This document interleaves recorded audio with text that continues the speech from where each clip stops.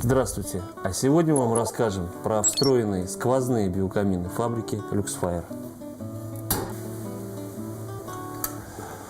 Этот биокамин с аббревиатурой Luxfire 610M предназначен для встраивания в межкомнатные перегородки, когда хочется видеть огонь с двух сторон.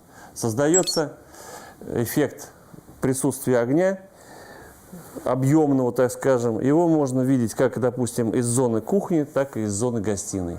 Конструкция сквозного биокамина представляет собой полузакрытое металлическое изделие, с обоих сторон ограниченное стеклом. Также, с одной стороны, может устанавливаться одно глухое стекло. Соответственно, когда мы устанавливаем сквозной биокамин в нишу, с обратной стороны прикрепляются специальные планки, которые ограничивают движение сквозного биокамина в нише. Этот биокамин заправляется биотопливом. Емкость топливного блока представленной модели 860 мл. Среднее время горения 4 часа. Средний расход топлива, соответственно, 250 мл в час.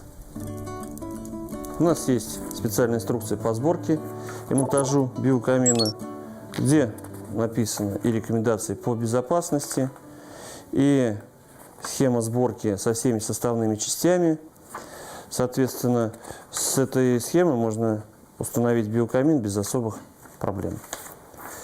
Также для тех, кто хотел бы этот биокамин разнообразить еще чем-то, есть у нас специальное пособие, как установить встроенный биокамин. Рекомендации. Ну вот, что касается еще раз к нашей модели, она состоит из 4 основных частей металлических. Это основание под топку, 2 боковин и верхушки встроенного биокамина. И смотрите, вот он топливный блок ТБ-300. Он закрывается 2 стеклами. Когда вы установите его в нишу,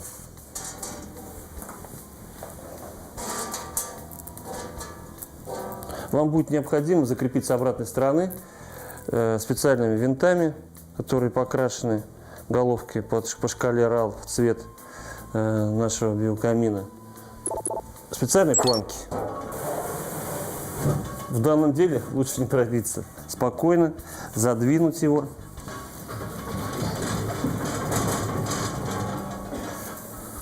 Вот обратная сторона сквозного биокамина.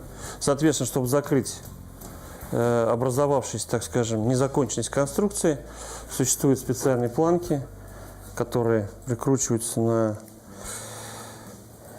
винтах к основанию и по 4 сторонам по периметру.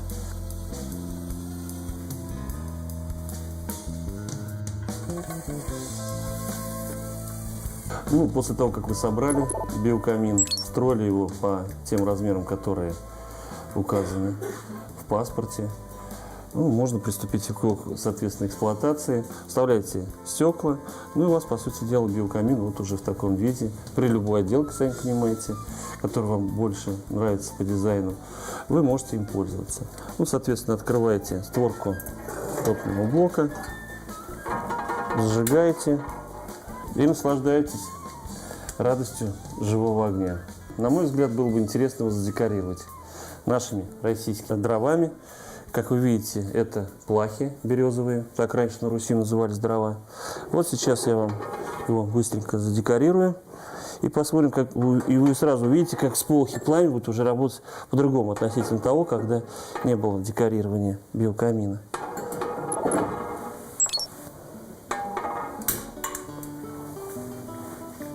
Ну как вам? Натурально? Я думаю, что да. Попробуйте, у вас это получится. Всего вам доброго.